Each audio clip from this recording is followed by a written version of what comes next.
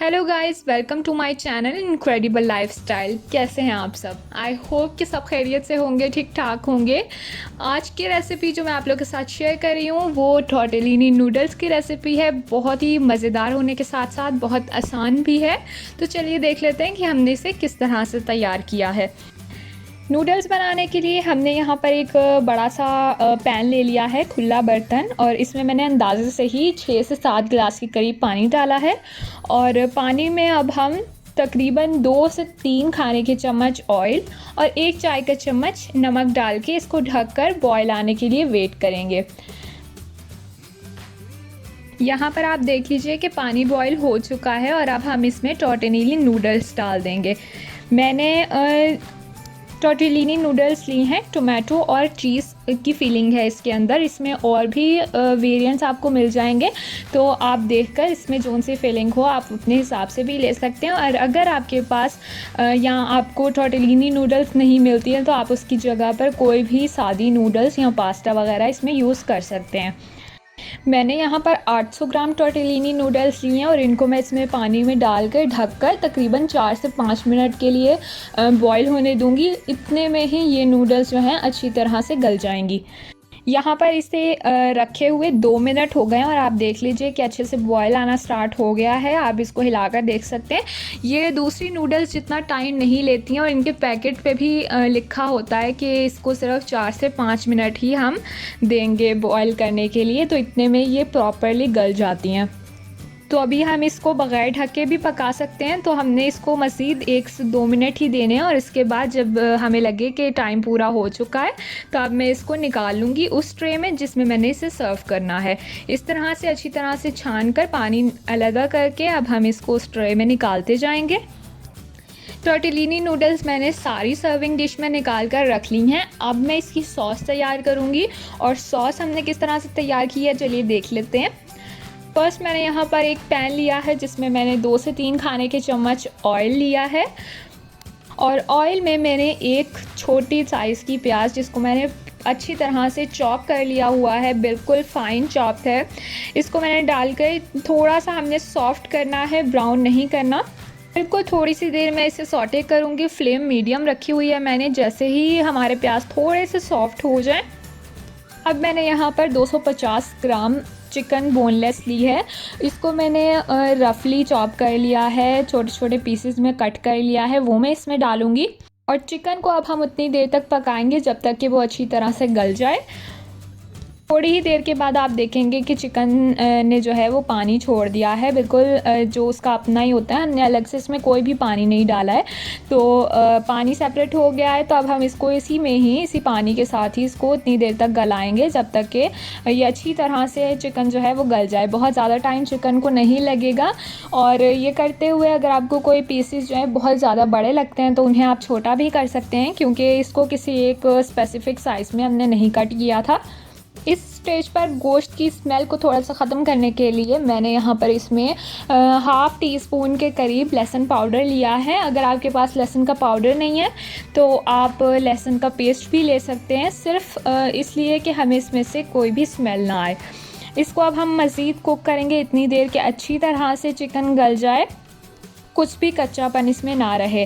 तो 3 से 4 मिनट के बाद यहाँ पर आप देख लीजिए कि अच्छी तरह से गोश्त जो है वो गल चुका है, बिल्कुल रेडी है। अब इस स्टेज पर हम इसमें जो भी सब्ज़ियाँ डाल सकते हैं, जो भी आपको पसंद है वो आप इसमें डाल सकते हैं। तो मैंने जिन सब्ज़ियों का इस्तेमाल किया है इसमें मशरूम है और शिमला मिर्च मैंने यूज़ की है। मैं यहाँ पर यही यूज़ कर रही हूँ। अगर आप चाहें आप इसमें अपनी पसंद की कोई भी दूसरी सब्ज़ी जैसे कि गाजर या मटर वगैरह आप इसमें शामिल कर सकते हैं, जैसे भी आपको पसंद हो।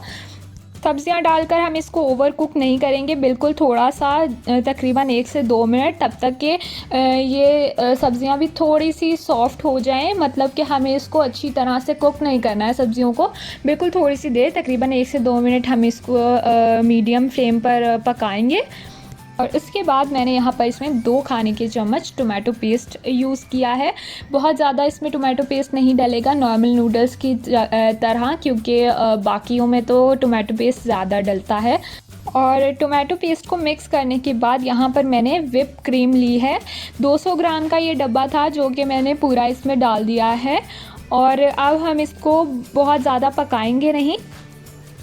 यहाँ पर आपने जो भी मसाले इसमें ऐड करने हैं अपने टेस्ट के हिसाब से वो आप डाल सकते हैं। मैंने यहाँ पर इसमें 1 टीस्पून नमक लिया है और 1 चाय का चम्मच ही मैंने इसमें लाल मिर्च का पाउडर लिया है। नेक्स्ट मैंने यहाँ पर इसमें लाज़ानिए का पाउडर डाला है जो कि हम लाज़ानिए के लिए इस्तेमाल करते हैं। अगर आपके पास वो नहीं है तो आप नमक और मिर्च की क्वांटिटी जो है वो थोड़ी सी ज़्यादा बढ़ा दें। इससे सिर्फ ये होगा कि इसमें थोड़ा सा टेस्ट जो है वो अच्छा आ जाएगा और उसकी खुशबू अच्छी आ जाएगी।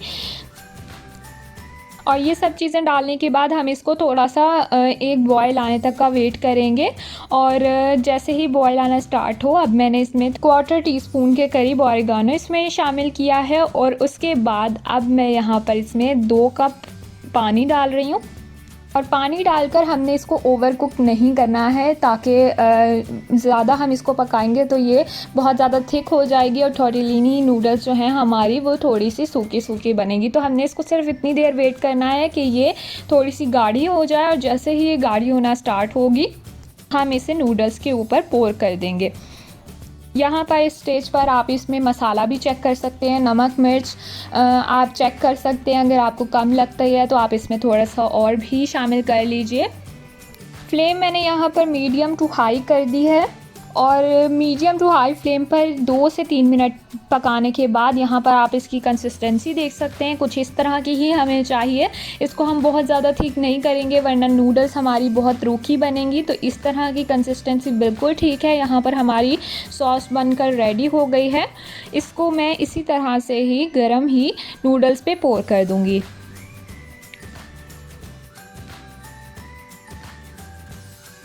और सारी सॉस नूडल्स पर पोर कर देने के बाद यहाँ पर हम इस पर चीज़ स्प्रेड करेंगे। कोई सी भी चीज़ आप इस पर यूज़ कर सकते हैं।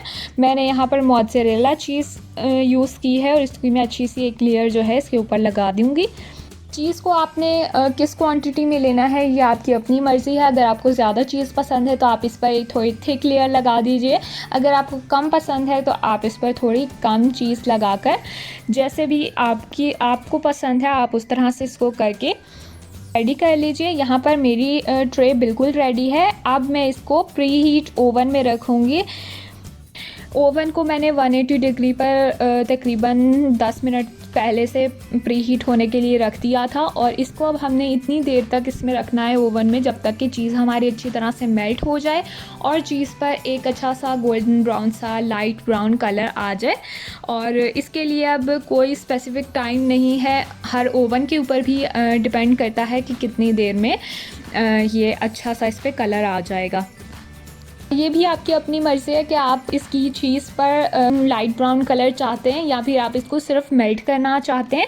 तो यहाँ पर तकरीबन 10 से 12 मिनट के बाद चीज़ अच्छे से मेल्ट हो गई है। हम इसको इसी तरह ही रहने देंगे। अगर आपको इसको ब्राउन कलर आने तक का वेट करना है तो थोड़ी देर आप इसको और दे सकते हैं ओवन में। तो यहाँ पर हमारी टॉर्टेलिनी नूडल्स बनकर बिल्कुल रेडी हैं। बहुत ही मज़ेदार तैयार होती हैं और कितनी इजी हैं तो आपने देख ही लिया है। तो ज़रूर इसको ट्राई कीजिएगा और कमेंट करके हमें ज़रूर बताएं कि आपकी कैसी बनी है। वीडियो पसंद आई हो तो लाइक शेयर एंड चैनल को सब्सक्राइब ज़रूर कर दीजिएगा। मिलती हूँ आपसे नेक्स्ट वीडियो में। Till then bye bye.